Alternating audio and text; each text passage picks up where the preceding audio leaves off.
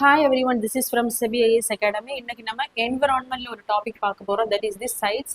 இந்த டாபிக் பார்த்தீங்கன்னா group 4, group 2, group 1 main சிலபஸ்ல பேப்பர் 4ல என்விரான்மெண்ட்ல கவர் ஆகும். ஸோ சைட்ஸ் அப்படின்னா என்ன? Convention on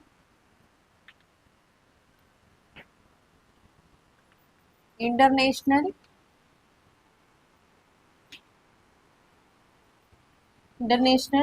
trade on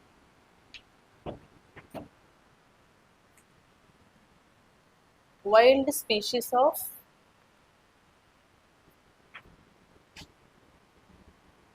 endangered flora and fauna. So CITES அப்படிங்கிறது என்னன்னா ஒரு இன்டர்நேஷ்னல் ட்ரீட்டி. எதற்காக அப்படின்னா எல்லா நாடுகளும் ஒன்றிணைந்து அந்த வைல்டில் இருக்கக்கூடிய அழிவின் விளிம்பில் இருக்கக்கூடிய பிளான்ஸ் அண்ட் அனிமல்ஸ், ஃப்ளோரான்னு சொல்லும்போது பிளான்ஸு, ஃபானானா அனிமல்ஸ். ஸோ அந்த அழிவின் விளிம்பில் இருக்கக்கூடிய வைல்டு லைஃப்பை வந்து ப்ரொடெக்ட் பண்ணுறதுக்காக கொண்டு வரப்பட்ட ஒரு மல்டிலேட்ரல் ட்ரீட்டி. பல நாடுகள் சேர்ந்து ஒப்பந்தம் போட்ட ஒரு கன்வென்ஷன் தான் என்ன அப்படின்னா சைட்ஸ். ஸோ இது எந்த அமைப்பின் கீழே கொண்டு வரப்பட்டிருக்கும் அப்படின்னா IUCN,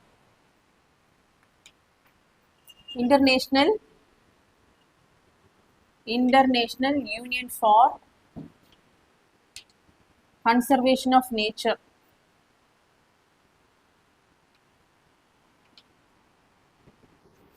ஸோ IUCN அப்படிங்கிறது international union for conservation of nature.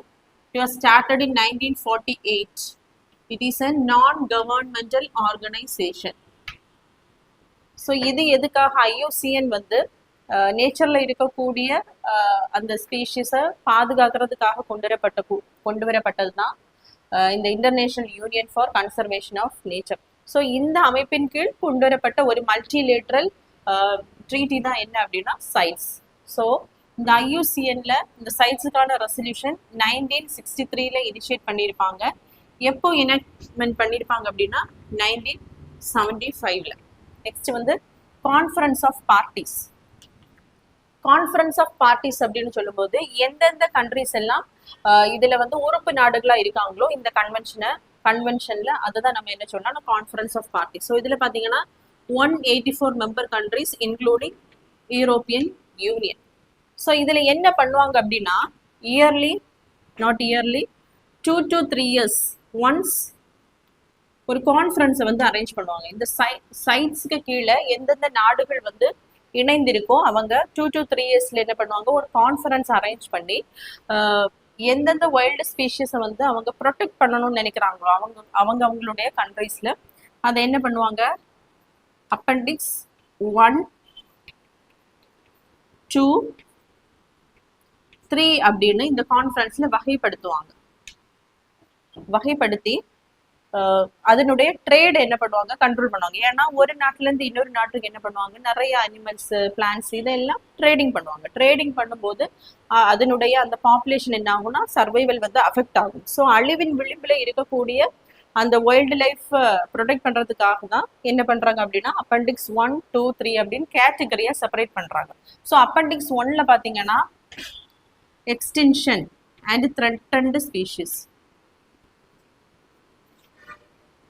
இந்த உறுப்பு நாடுகள் எல்லாமே அந்த கான்ஃபரன்ஸ்ல வந்து கலந்துக்கிட்டு டிஸ்கஷன் பண்ணுவாங்க. டிஸ்கஷன் பண்ணி அதுக்கப்புறம் ஓட்டிங் நடைபெறும். அதன் அடிப்படையில தான் அந்த ஸ்பீஷஸை வந்து லிஸ்டிங் அவுட் பண்ணுவாங்க அப்பெண்டிக்ஸ் 1, 2 and 3. ஸோ அப்பெண்டிக்ஸ் 1ல என்ன வைப்பாங்க அப்படின்னா எக்ஸ்டென்ஷன், அதாவது அந்த வைல்டு லைஃப்ல இருக்கக்கூடிய பிளான்ட் ஸ்பீஷஸும் அனிமல் ஸ்பீஷஸும் அழிந்து போக நிலைமையில இருக்கு. ஸோ அதை கண்டிப்பா என்ன பண்ணணும் ப்ரொடெக்ட் பண்ணணும். ஸோ அதுக்காக தான் அது அப்பெண்டிக்ஸ் 1ல வைப்பாங்க. ஸோ இதை எதுக்காக ட்ரேடிங் பண்ணுவாங்க அப்படின்னா ஒரு நாட்டுல இருந்து இன்னொரு நாட்டுக்கு எக்ஸ்போர்ட் பண்ணுவாங்கன்னா only for captive breeding. Captive ப்ரீடிங்னு சொல்லும்போது அந்த பாப்புலேஷனை என்ன பண்ணணும் இன்னும் நம்ம தக்க வைக்கணும். அதற்காக ரிசர்ச்ல வந்து என்ன பண்ணணும் அப்படின்னா அந்த ஸ்பீஷீஸை வந்து இன்னும் பாப்புலேஷனை வந்து இன்க்ரீஸ் பண்றதுக்காக ஒரு நாட்டுல இருந்து இன்னொரு நாட்டுக்கு என்ன பண்ணலாம் ட்ரேடிங் பண்ணலாம். ஸோ அந்த ஸ்பீஷீஸை வந்து அப்பெண்டிக்ஸ் 1ல வந்து வைப்பாங்க. அப்பெண்டிக்ஸ் 2ல வந்து not threatened not threaten but have to control. So அழிவின் விளிம்பில் இல்லை, ஆனால் கண்ட்ரோல் பண்ணணும். பண்ணலைன்னா மேபி அது எக்ஸ்டென்ஷன் ஆகலாம். அப்படி இருக்கக்கூடிய அந்த ஸ்பீஷஸ் என்ன பண்ணுவாங்க, அப்பெண்டிக்ஸ் 2ல பிளேஸ் பண்ணுவாங்க. அப்பெண்டிக்ஸ் 3ல வந்து ஒரு கண்ட்ரி அவங்களுடைய நாட்டில் வந்து ப்ரொடெக்ட் பண்ணுறாங்க ஸ்பீஷீஸை, ஒரு ஸ்பீஷீஸை வந்து ப்ரொடெக்ட் பண்ணுறாங்க. ஸோ அதை வந்து மற்ற கண்ட்ரிஸ் கிட்டையும் அசிஸ்டன்ஸ் கேட்கறது, நீங்களும் என்ன பண்ணுங்க, ப்ரொடெக்ட் பண்ணுங்க, ட்ரேடிங்கை கண்ட்ரோல் பண்ணுங்க அப்படின்னு கேட்கறது தான் என்னது, கேட்கக்கூடிய அந்த லிஸ்ட் ஸ்பீஷஸ் அப்பெண்டிக்ஸ் 3ல வைப்பாங்க. ஸோ இந்த அப்பெண்டிக்ஸ் கான்ஃபரன்ஸில் appendix 1 and 2 is subjected to voting பேசிஸில் என்ன பண்ணுவாங்க, இந்த அப்பெண்டிக்ஸ் 1ல இருக்கக்கூடியதை மேபி ரிமூவ் பண்ணலாம், 2ல இருக்கக்கூடிய ரிமூவ் பண்ணலாம், இல்லைன்னா புதிய ஸ்பீஷஸை ஆட் பண்ணலாம். இந்த மாதிரி தான் ஒரு தீர்மானத்தை வந்து கொண்டு வராங்க. அதன்படி என்ன பண்ணுவாங்க அப்படின்னா, ஒவ்வொரு கண்ட்ரீஸ்லேயுமே லைசன்சிங் அதாரிட்டி வந்து இருப்பாங்க. ஸோ அந்த லைசன்சிங் அதாரிட்டி என்ன பண்ணுவாங்க, இந்த அப்பெண்டிக்ஸ் 1ல இருக்கக்கூடிய அந்த ஸ்பீஷஸை ஒன்லி ஃபார் கேப்டிவ் ப்ரீடிங்க்கு மட்டும்தான் என்ன பண்ணுவாங்க, லைசன்ஸ் வந்து ப்ரொவைட் பண்ணுவாங்க. 2ல இருக்கக்கூடியதை வந்து ஒரு அளவுக்கு தான் என்ன பண்ணுவாங்க, ட்ரேடிங் வந்து அலோவ் பண்ணுவாங்க. ஸோ அந்த பேசிஸ்ல தான் வைல்டில் இருக்கக்கூடிய அந்த ஸ்பீஷஸ் என்ன பண்ணுவாங்கன்னா ப்ரொடெக்ட் பண்ணுவாங்க. First licensing authority. ஸோ ஒவ்வொரு கண்ட்ரீஸ்லையுமே இந்த வைல்டு லைஃபை ப்ரொடெக்ட் பண்ணுறதுக்காக ஒரு லைசன்சிங் அதாரிட்டி வச்சிருப்பாங்க. நம்ம நாட்டில் பார்த்தீங்கன்னா director of wild life preservation, director of wild life preservation. So இது எந்த மினிஸ்ட்ரி கீழே இருக்காங்க அப்படின்னா, ministry of environment, forest and climate change. So இந்த மினிஸ்ட்ரி கீழே தான் இந்த director of wild life preservation அப்படிங்கிற அதாரிட்டி இருக்காங்க. இவங்க தான் அந்த லைசன்சிங், இப்போ அப்பெண்டிக்ஸ் 1ல இருக்கக்கூடிய ஸ்பீஷீஸை வந்து ட்ரேடிங் பண்ணணும் அப்படின்னா, ஸோ அதுக்கு எதுக்காக, எந்த பர்பஸுக்காக, கமர்ஷியல் பர்பஸுக்கு என்ன பண்ண மாட்டாங்கன்னா லைசன்சிங் வந்து கொடுக்க மாட்டாங்க. ஒன்லி ஃபார் கேப்டிவ் ப்ரீடிங்க்கு மட்டும்தான் என்ன பண்ணுவாங்க, லைசன்ஸ் வந்து ப்ரொவைட் பண்ணுவாங்க. நெக்ஸ்ட் பார்த்தீங்கன்னா wild life crime control bureau.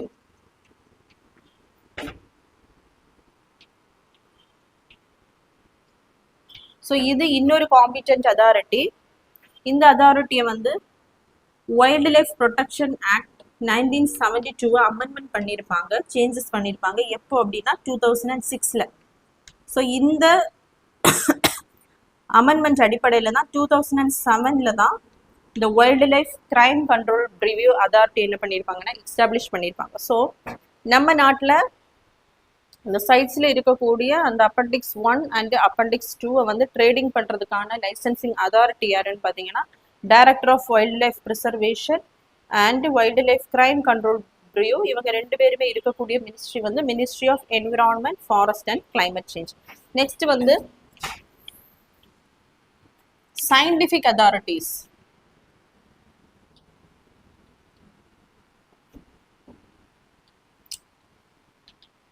Scientific authorities வந்து botanical survey of India,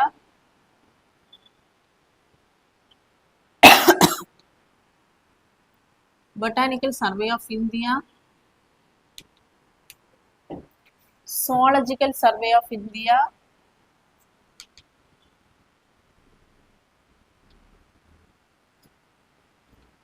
and Wildlife Institute of India. Wildlife Institute of India. So இவங்க வந்து சயின்டிஃபிக் அதாரிட்டியாக இருப்பாங்க. ஏன் அப்படின்னா பொட்டானிக்கல் சர்வே ஆஃப் இந்தியா தான் அந்த வேர்ல்டில் இருக்கக்கூடிய அந்த ஸ்பீஷிஸ் என்ன பண்ணுவாங்க, கணக்கெடுப்பாங்க. அவங்களுக்கு தான் அந்த பாப்புலேஷன் வந்து லெஸ் நம்பரில் இருக்கா இல்லை அதிக அளவில் இருக்கான்னு அவங்களுக்கு தான் தெரியும். ஸோ இவங்க ஒரு அட்வைசரி பாடி மாதிரி இந்த லைசன்சிங் அதாரிட்டிக்கு வந்து சப்போர்ட் பண்ணுவாங்க. நெக்ஸ்ட் வந்து சுவாலஜிக்கல்னு சொல்லும்போது அனிமலுடைய அந்த surveys. Next wild life institute of India. Next so இதனுடைய அந்த கான்ஃபரன்ஸ் ஆஃப் பார்ட்டிஸ் அப்படின்னு சொல்லக்கூடியது அவங்க 2 to 3 இயர்ஸுக்கு ஒன்ஸ் என்ன பண்ணுவாங்கன்னா ஒரு கான்ஃபரன்ஸ் மீட்டிங் அரேஞ்ச் பண்ணி தான் என்ன பண்ணுவாங்க, இந்த கேட்டகரைஸ் பண்ணுவாங்க அந்த ஸ்பீஷஸ். ஸோ அதை தான் நம்ம கான்ஃபரன்ஸ் ஆஃப் பார்ட்டிஸ்ன்னு சொல்லுவோம். ஸோ இதனுடைய 18வது மீட்டிங் 2019ல் நடைபெற்றிருக்கும். எங்கே அப்படின்னா ஜெனீவா சுவிட்சர்லாந்து. ஜெனீவா சுவிட்சர்லாந்துல தான் நடைபெற்றிருக்கும். இதுல வந்து smooth clawed otter, small clawed utter,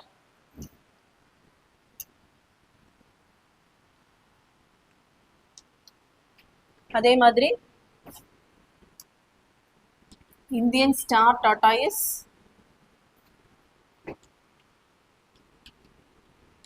Tokyo Gecko,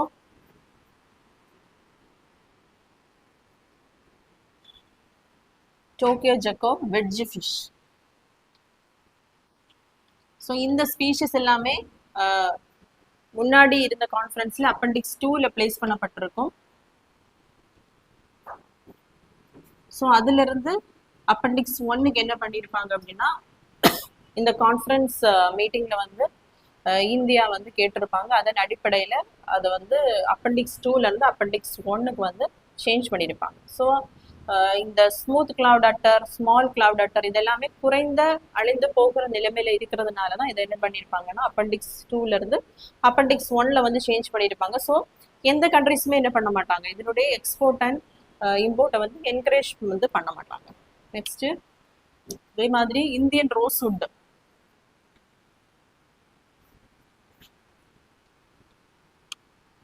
so Indian rosewood வந்து அப்பெண்டிக்ஸ் 2ல பிளேஸ் பண்ணப்பட்டிருக்கும். அதை என்ன பண்ணியிருப்பாங்க அப்படின்னா ரிமூவ் பண்ண கேட்டிருப்பாங்க.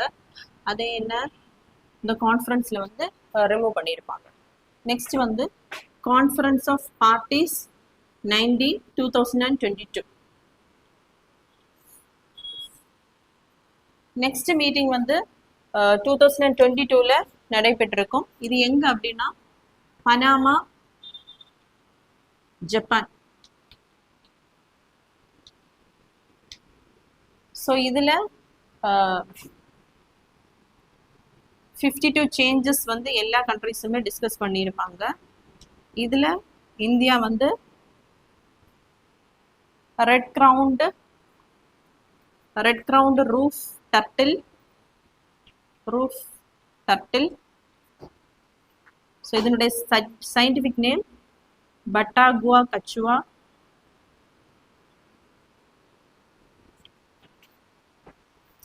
ஸோ அதே மாதிரி லேத்தல் ஷாஃப்ட் ஷெல் டர்ட்டில். ஸோ இதனுடைய சயின்டிஃபிக் நேம் நில்சோனியா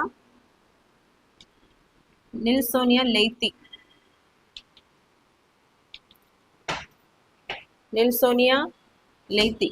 இது ரெண்டையுமே குறைந்த அளவில் இருக்கிறதுனால இந்த ப்ரொடெக்ஷனுக்காக அப்பெண்டிக்ஸ் 2ல இருந்து அப்பெண்டிக்ஸ் 1க்கு வந்து சேஞ்ச் பண்ணியிருப்பாங்க. ஓட்டிங் பேசிஸ்ல இந்தியா தான் இதனுடைய அந்த தீர்மானத்தை கொண்டு வந்திருப்பாங்க. நெக்ஸ்ட் வந்து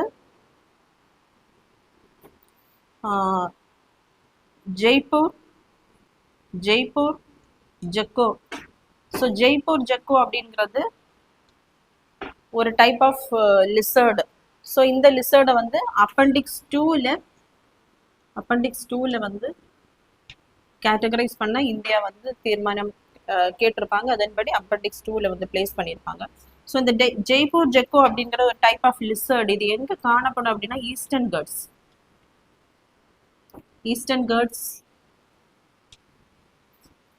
கட்ஸ்ல இருக்கும். ஒடிசாலையும் Andhra Pradesh, south Odisha and northern Andhra பிரதேஷ்லையும் காணப்படக்கூடிய ஒரு லிசர்டு தான் இது. இது எங்கன்னா அந்த பாறைகளுக்கு இடையில தான் இது இருக்கும். இதனுடைய அந்த பாப்புலேஷன் அழிவின் விளிம்புல இருக்கிறதுனால தான், அழிவின் விளிம்புல இல்லை, ஸோ பாப்புலேஷன் இருக்கு, பட் ஆனால் அதை கண்ட்ரோல் பண்ணால் மட்டும்தான் அதனுடைய சர்வைவல் வந்து அஃபெக்ட் பண்ணாமல் இருக்கும். அதுக்காக தான் அப்பெண்டிக்ஸ் 1ல வந்து பிளேஸ் பண்ணியிருப்பாங்க. நெக்ஸ்ட்